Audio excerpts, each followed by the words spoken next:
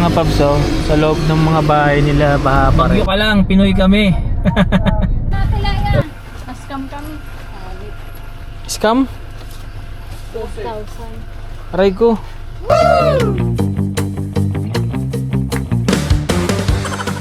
So good morning mga Paps. Another day, another biyahe serye na naman. Today is July 26 mga Paps, araw ng Sabado. Bale may nag-comment sa atin mga Paps na subukan daw natin maglalamove, no?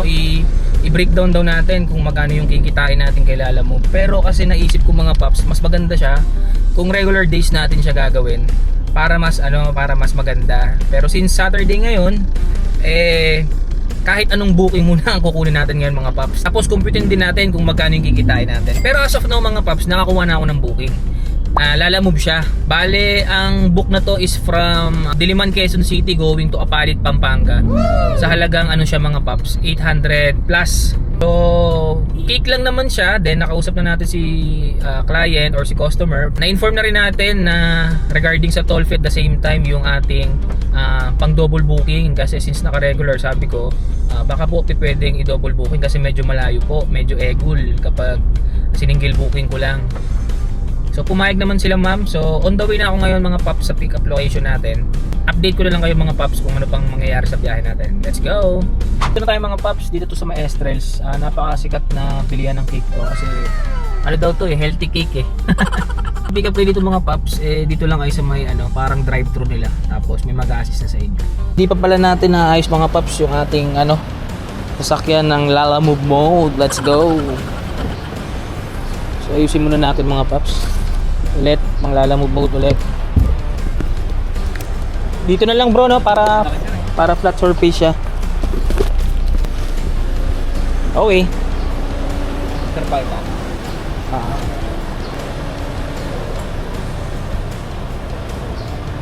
Okay bro. Yung mga Paps, cake lang naman siya. Tapos nakakuha na rin tayo ng ating second booking mga Paps. Hi sir, good morning po. Sila alam mo po ito sir?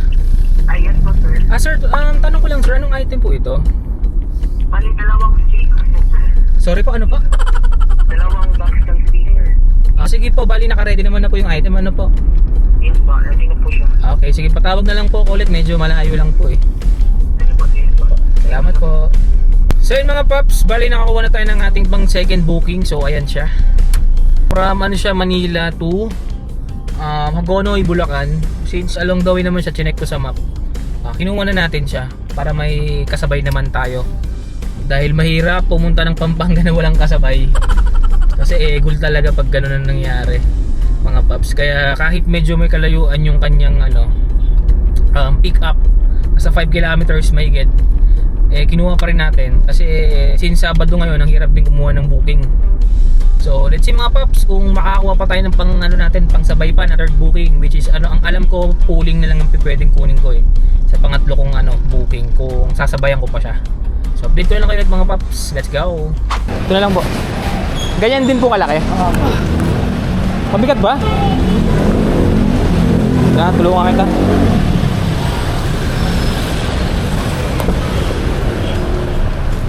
Kasya ba kung patayo? Hindi. Kasya. Patayo na lang. Okay. Sige bro. Ayan. Okay. Sige bro. Okay. Time check mga Paps. It's already 12:35.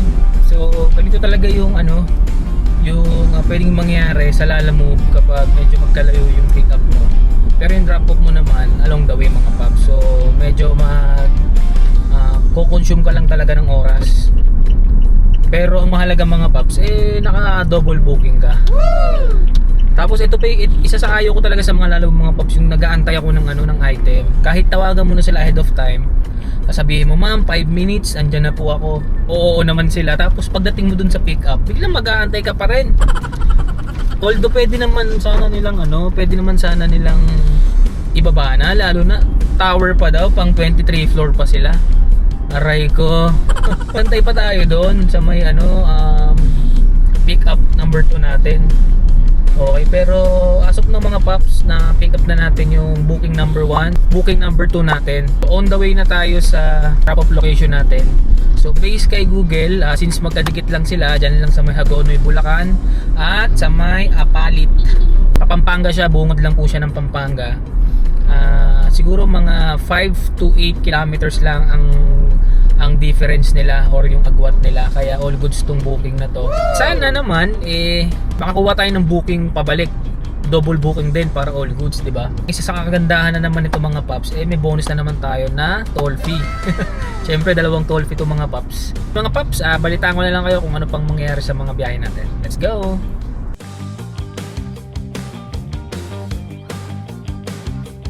Mga paps, update lang ako sa mga daan. Actually, naisip ko na to kanina bago ko siya pick upin, na since sa Hagonoy, talaga pong napaka bahain dyan sa lugar na yan.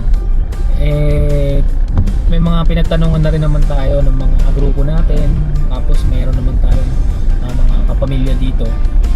Medyo mababa naman na daw yung baha dito, so passable na siya. Kaya nilaban na natin yung sa Hagonoy kasi mahirap din bumiyahe na isa lang yung booking kay Lalamove. Kaya nilaban na, pero ito as you can see mga paps, baha pa rin talaga dito sa may actually Malolos part to, wala pa tayo sa mismong Hagonoy. Nandito pa lang tayo sa may Sumapang Ligas Road, sa tawid nun sa kabilang side. On the way pa lang tayo sa Paumbong. So sana kasi nung di ko nakabisado yung sa part ng Paumbong, nung tinawagan natin yung ating customer kay Lalamove, sabi niya di siya sure na makakadaan doon sa parting Paumbong. So hopefully mga paps makadaan tayo. So yan, konti lang naman na yung mga baha, ilang minuto lang, pero nakikita ko na naman meron na naman doon, pero passable na siya mga paps. Kaya na nga ng mga tricycle So let's see mga paps, update ko na lang kayo sa magiging biyahe pa natin. Mga paps, ito yung mga dinadaanan natin, bang baha pa rin sa paligid niyan, pero all goods naman na. Ito, tanongin natin sila, Sir, mababaw naman na, di ba? Okay, doon. Kaya na po, no? Salamat po. Mga paps, as you can see naman sa video natin, grabe pa rin yung baha dito sa may parting Bulacan, dito sa may Paumbong. Pero passable na siya mga paps. Bali ako po kasi, ang diskarte ko to, tip lang di ko alam kung gusto nyo rin, basta ako, ito lang tip ko. Kapag may mga dadaanan kayo na baha or lulusong kayo sa baha, patayin nyo po yung aircon ninyo, tsaka yung fan ninyo. Kalimutan ko explanation dyan, pero tinuro lang sa akin yan ng yung isa ko sa mga kapitbahay natin na matandaan ng driver, matagal ng driver. Inadapt na lang rin natin syempre mga paps for safety na lang rin ng sasakyan natin. Pero yung baha naman dito mga paps, hindi na siya yung malalim. Malawak lang as in. Kumbaga hindi siya yung isang kalsada lang. Kahit dun sa mga bahay, baha pa rin siya. Pero halos paan na lang, hanggang ganun na lang, taas ng sakong na lang yung baha nila. Pero may part din na malalalim, pero passable pa rin siya. Ito, for example, may dadaanan na naman tayo. So nakapatay lang talaga yung yung aking aircon tsaka yung fan. Kasi nga lusong na naman tayo sa baha. Mga paps, sa loob ng mga bahay nila baha pa rin, pero mababaw na lang siya. So nagtanong tayo kanina doon sa tricycle driver, grabe pa daw yung baha dyan nung time na umuulan. Tignan nyo naman yung mga tricycle, ang titibay dito ng mga tricycle. Lubog na yung halos kalahati ng gulong, pero all goods lang. So andito na tayo mga paps, parang libingan. Okay. Sige bro, thank you. So grabe pa rin ang baha, laban lang. Okay, para, thank you. Salamat po. So yan, time check mga paps, 2:36 na. Bale, na-trap off na natin tong booking na to. Itong booking na to. So proceed na tayo sa ating second booking, which is yung galing sa Extrail Cake. So grabe yung dito mga paps, grabe yung mga nadaanan natin. Puro baha siya, pero kayang-kaya naman na. Meron lang akong isa medyo nag-doubt lang ako kasi sobrang taas. Tapos tinanong ko yung kasalubong ko kung hanggang saan yung tubig doon sa gulong ko. Kalahati na. So, nilaban ko na rin. Pinauna ko yung truck, tapos hinayaan ko silang mag-traffic sa likod ko. Nung nakalagpas na yung truck dun sa bat, saka ako bumulusok mga paps. Kasi mahirap pagdahan-dahan eh. Baka pasukin ng tubig yung makina natin. Base kay Google Map mga paps, 41 minutes pa, layo pa pala, no? Baka mamaya kailangan na nila tong take. Well anyway, nagpaalam naman tayo kanina na double booking tayo since naka-regular lang siya. So sige mga paps, puntahan na natin yung aking second booking, tapos update ko na lang kayo mamaya. Let's go! Update lang mga paps, dito tayo sa may Hanga Elementary School. Ayan, kung makikita nyo maraming pong tao dito dahil naging evacuation center po ito ng mga nabaha natin ng mga kababayan dito sa may Hagonoy, Bulacan. Ayan po sila. So marami pong, kaya pala ang dami kong kasabayan na truck. Gawa ng yung mga relief. Dito po nila binabagsak sa eskwelahan. Tapos papapilahin na lang po yung mga residente pong apektado ng bagyo dito sa may Hagonoy, Bulacan. So laban lang. Mga Pinoy tayo, kayang-kaya natin yan. Bagyo na lumipas sa atin hanggang ngayon nandito pa rin tayo, kayang-kaya natin. Bagyo ka lang, Pinoy kami. So grabe mga paps yung nangyari dito sa mga kababayan natin dito sa may Hagonoy, Bulacan. Alam naman natin na bahay talaga itong lugar na to. So kanina kasi nadaanan, nakita nyo naman sa video, sobrang daming tao kasi lahat ng ang daming nagre-relief operation ngayon dito sa kanila kasi lumubog daw pala talaga itong lugar nila. Maswerte na nga tayo ngayon dahil hindi na ganoon kabaha, kayang-kaya ng daanan ng sasakyan, kahit taxi kaya na dito or Vios. Yun nga lang, syempre yung naging epekto ng bagyo na dumating sa atin, sobrang naapektuhan yung mga kababayan natin dito. Kaya nakakaawa lang. Pero bagyo ka lang, boy. Bagyo ka lang, boy. Pinoy kami. Kaban lang, alam niyo naman na kapag Pinoy walang inaatrasan yan. Kilala nga tayo na kahit may mga unos o anumang nararanasan natin dito, nakangiti pa rin tayo, di ba? So yun yung isa sa mga kagandahan sa ating mga Pinoy, yung isa sa mga magandang katangian nating mga Pinoy, yung kahit may mga problema tayo o may mga sakuna tayo nararanasan, nakangiti pa rin, di ba? Well anyway, sa mga makapanood nito na mayroong mabuting puso, baka makatulong po kayo dito po sa may Hagonoy, Bulacan. Bali ang kanilang, nagtanong na po ako ng detalye kanina, ang pwede po kayo makapagpadala ng mga relief o mga tulong sa sa Hanga Elementary School dito po sa may Hagonoy, Bulacan yan. So doon po ang bagsakan ng lahat ng tulong po na nakukuha nila, mapa-private or government. Dito na tayo mga paps, tamang parking na lang. Ma'am, ito po Tignan natin para tayo mabasa. Saan ilalagay mo? Medyo malaki to eh. Oo nga. Ay, sa baba kuya, kaya ba? Sa baba? Oo. Sige po. Kaso, paano sakyan ko? Hindi, okay lang, hindi naman nakaharang yung 23 eh. Oo, kesa kayo i-cancel ko, kadakal.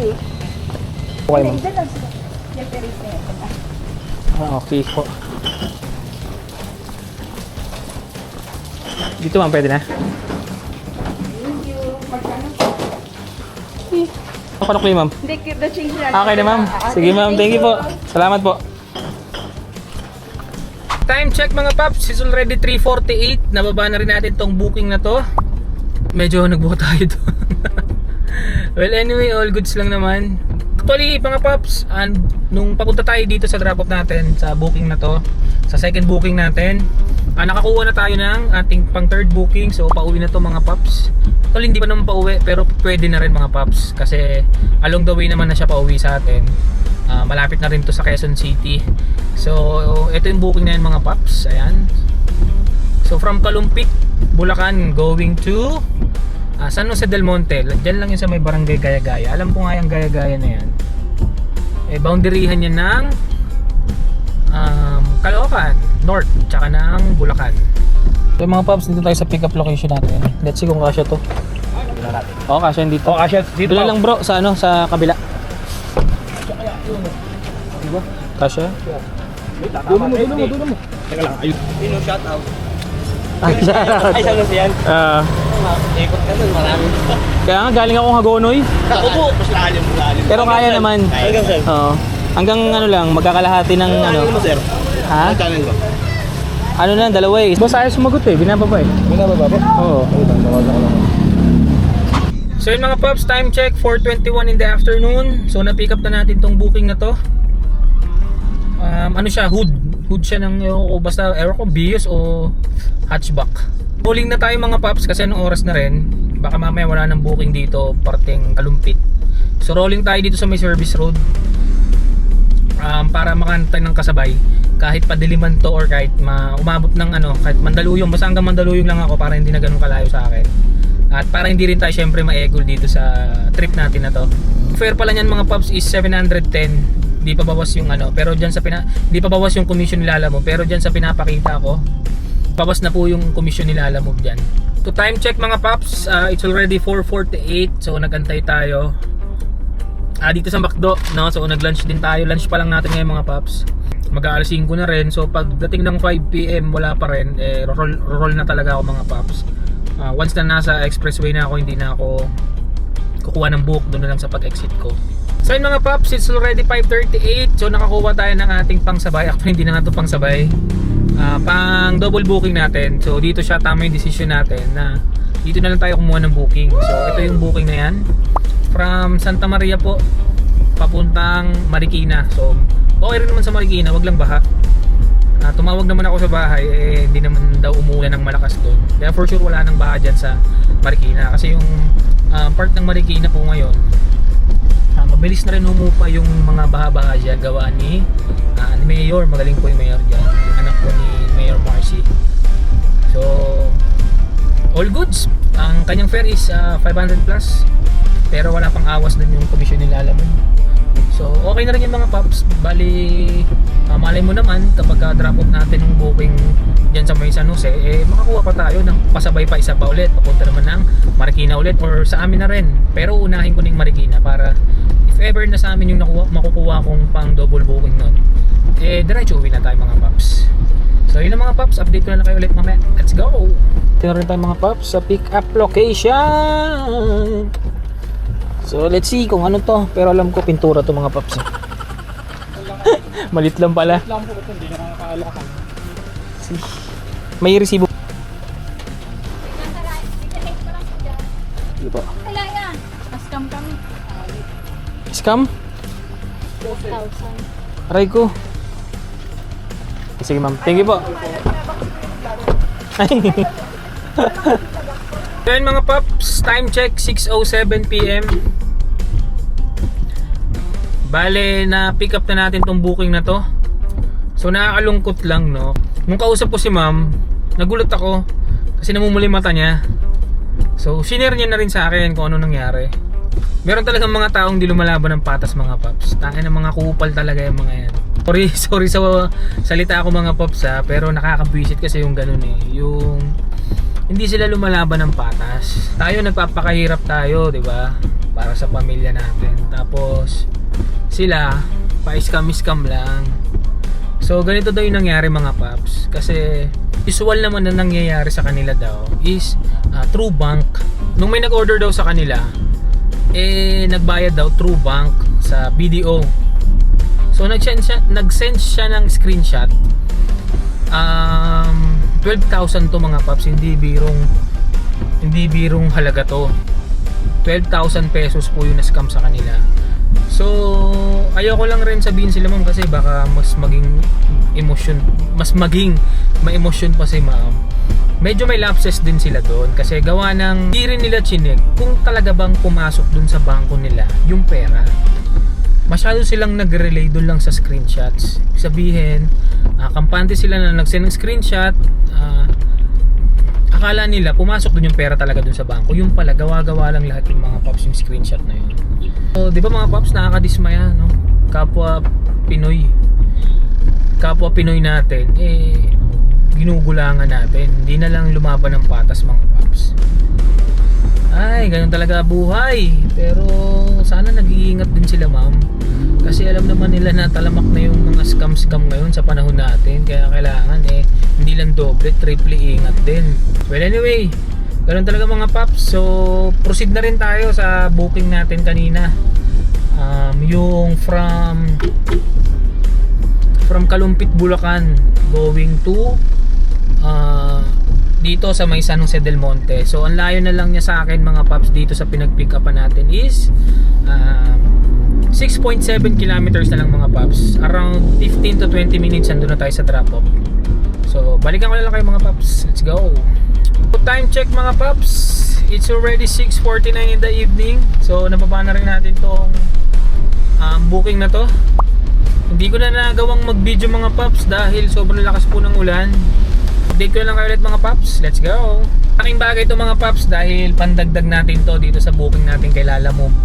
From Pure Gold North Commonwealth, tas papunta naman tong Kaunlaran, Quezon City. Dyan lang rin to sa may Batasan. So all goods to mga paps. Kumbaga ito na yung naging pangsabay natin para naman dun para hindi naman tayo egol sa trip natin na to. Para na rin siyang naka-priority. Mga paps, nababa na natin yung ating passenger sa InDrive. So, time check mga paps, it's already 9:15 in the evening. So na-drop na natin tong book na to. So, share ko lang mga paps, pag-drop ko bigla akong nasuspend sa Lalamove. Anak ng tinapa. So kasi nakikita ko yan sa profile ko, nagka-cancel daw ako tapos hindi ko daw dinadaan through Lalamove yung mga book. Hindi naman ako nagka-cancel. Kaya chinat ko yung driver support nila na baka mamaya may problema sa system nila. Or kaya baka mamaya mag-accept ako ng, kasi nangyayari talaga, nag-accept ako ng booking. Si customer yung nagka-cancel. So baka mamaya iniisip nila, pinapa-cancel ko. Bala na sila. ang suspension naman natin mga paps is until July 29 lang. So ano na ba ngayon? July 26. So 3 days din tayong suspended. So sayang naman din yung kikitain natin nun. Pero parang sakto lang kasi bukas may lakad ako. Monday may lakad kami ulit. Then Tuesday coding ko. So by Wednesday meron na tayong Lalamove. Kasi gusto kong pagbigyan yung isa nating subscriber. Ito yung chat niya. Ayan. Gusto niyang maglalamove naman tayo. Pero sige mga paps, total miss ko na rin naman maglalamove. Actually yung mga previous vlog ko naglalamove din ako eh. Kasi minsan to be honest mga paps nakakaumay din pagka passenger yung sakay mo. Gusto kong gumawa ng video parang regarding sa breakdown nila Lalamove tapos ni InDrive. Review ko sila kung saan ba much better kay InDrive ba o kay Lalamove. Let's see mga paps kung kayanin natin yan. Gaya ng sabi ko, hindi naman ako everyday bumabiyahe. Kapag may extra time lang tayo, kapag wala tayong ginagawa or wala tayong ibang lakad. Pero I will do my best mga paps para lang mabigyan kayo ng magandang content, lalong-lalo na yung sa mga bagong viewers or sa mga aspirant natin or aspiring na TNVS driver. Time check mga paps, it's already 10 PM in the evening. So touchdown na tayo mga paps, nandito na tayo sa ating home base. Bali mag-compute na tayo kagad mga paps ng ating kinita ngayong araw. So ang naging biyahe natin ngayon mga paps is Lalamove, more on Lalamove, tapos sumunod lang, nakasundot tayo kahit paano kay InDrive.